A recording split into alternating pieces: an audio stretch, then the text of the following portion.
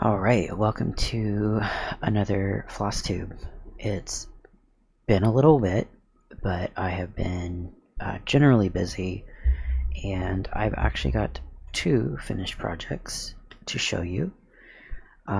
First one, I finished up the Dreamer.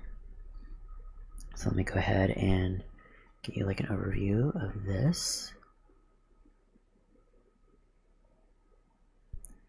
This was a big one, and this took a little while. I'll put the start dates and end dates of when I started and ended this, though this one was off and on. I did do color swapping on the hair and the skin because I really liked the way that looked, so I wanted to do that. And then I also did 3D flowers as embroidery. Something a little different that I don't think I've seen done before on these. I had a time getting those done, but it really makes it pop, I think. And there's a little bit of beading, as you can see on the pillow.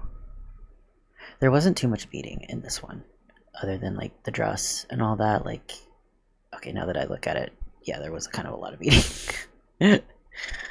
But it wasn't too bad in the grand scheme of things.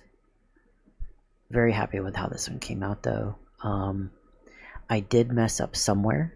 The count is off somewhere, but it's not noticeable, so I'm okay with that. So that one I got done, and then my next one, which I am very happy about this one because this was like on my big bucket list, and I did a video of finding the kit for this one, but it is Lady of Shalott.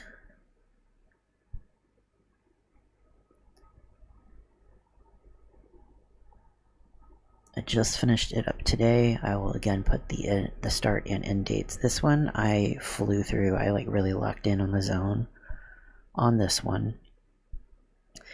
Did I do all of the back stitching it wanted? No, absolutely not. But I got enough of the back stitching that I wanted done. And that's the important part. You do what you want to do. There's not a lot of beading at all on this one, just generally on the border, which you can kind of see on the border there, on the flower stuff, and then there's like a couple of beads in the middle, but and then on the mirror edge there. Teresa Winsler is insane. She has so many blends. The amount of blends in this project was insanity.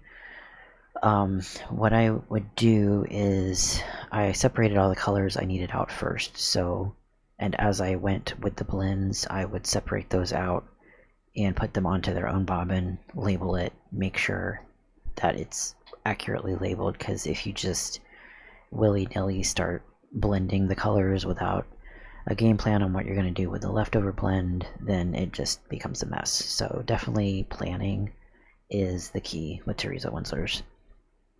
I'm not super happy with her face, but her face is a little bit difficult. It was very difficult. I did my best. The worst part was the border. By all means, the border was the worst part because it's just the same pattern over and over, and then the flowers super confetti heavy, so here and here, quite difficult. This part went very fast, honestly. I started here to just get some, well, I got all the border done before I started into the middle, but then the first thing in the interior was the blanket thing. I did backstitch as I went as well, because if I had waited till the end to do all of this backstitching, it would not be done. ever, ever, ever. Yeah. So there's a lot of backstitching I didn't do in like the curtains on the border of the mirror because I just don't think it needs it. I'm really kind of happy with how it looks. It gives having like the stuff in the foreground have that backstitch instead of the background. I think gives a little bit more depth. So that's my call. Extremely happy with how it came out, honestly. So that was my big bucket list item. My next project, it will be my biggest project to date, and it will be the Legend of Zelda Breath of the Wild tapestry, which can be seen in the game that somebody delightfully transcribed into a cross-stitch pattern. It is huge. It is 37 inches by 21.15 inches. And again, 27 count, 1/1 thread. A little bit terrified, but I had to get a whole new frame set up, and I will put an insert in of what my setup looks like to begin stitching this monstrosity.